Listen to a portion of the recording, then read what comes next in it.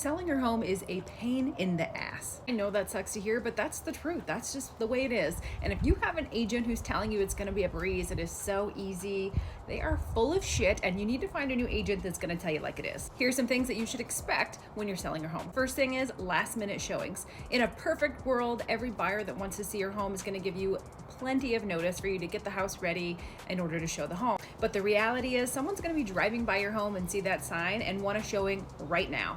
They're going to want to get inside of your house right now.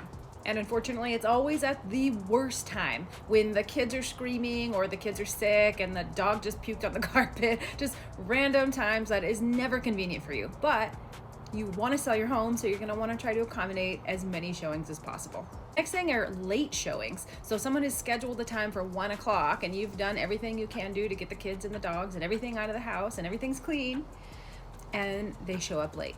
And you're sitting here wondering if they're going to come at all. It might not seem like it, but it is incredibly difficult to schedule your showings and show up on time, because a lot of times we're scheduling multiple showings at once and we don't know how long each buyer is going to take inside of that home. So it is very common for buyers and agents to show up late to showings. So just expect that that's going to happen and allocate more time on the beginning and the end of every showing request that comes in. The next thing are last minute cancellations or reschedules. This is another irritating one where you've done everything, you've got everything out of the house, you're ready to go, and they don't even show up at all. Buyers are human, things happen, car accidents, traffic, whatever, that could cause them to reschedule. Some people get sick, I've heard that quite a few times. Other times, they've already found another house, put an offer in, so they're no longer in the market for a home, so they cancel your showing.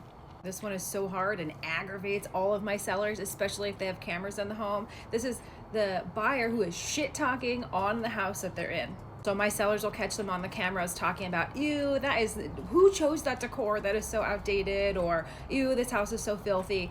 And the sellers are hearing every word of that. That is really hard to hear. Try not to take offense to this, because everybody is different. Everyone's style is different. Everyone's expectations are different. So everyone is going to have an opinion, and I would not listen to that if I was the seller. If you decide to sell your home, I want you to have this conversation with your agent right up front, whether or not you want to hear the feedback after every showing. Now, hear me out. You might think you want to hear that feedback, but I've had many sellers who decide halfway through, no more feedback. Don't tell me anything. I don't want to hear anything. And this is because it starts wearing on you. If you hear the same feedback over and over again from buyers, it is aggravating. And it can hurt your feelings. This is especially true if you're getting feedback and there's nothing that you can do to change the feedback. One time I listed a home that was backing to a major road, so it was really noisy. Every single buyer that came to see that house had the same exact feedback. They're not interested in the house because it was noisy in the backyard. The seller decided to not get any more feedback because it was so aggravating to hear that week after week after week. Another example of this is a house that I had listed that was bright yellow. Every buyer that came through said they were not interested in the house because the home was yellow. Now, the seller could have painted that home to remedy this, but they were not in the position to do so. So again, week after week, same exact feedback. They asked me, hey, I don't want to hear any more feedback.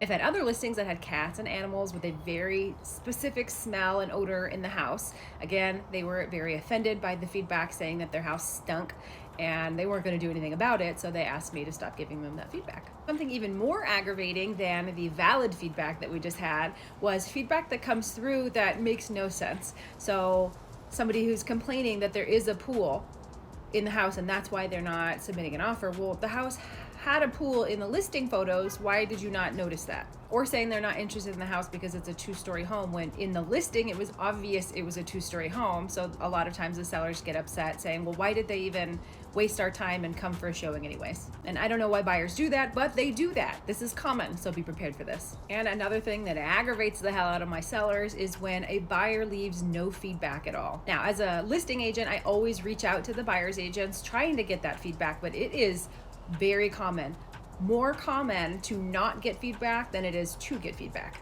And that irritates my sellers. But as a seller, I want you to understand that no feedback is your feedback. That is the buyer telling you they are not interested in the home. I want to hear from you. Have you sold a home? And if so, what was the most aggravating part of selling your home?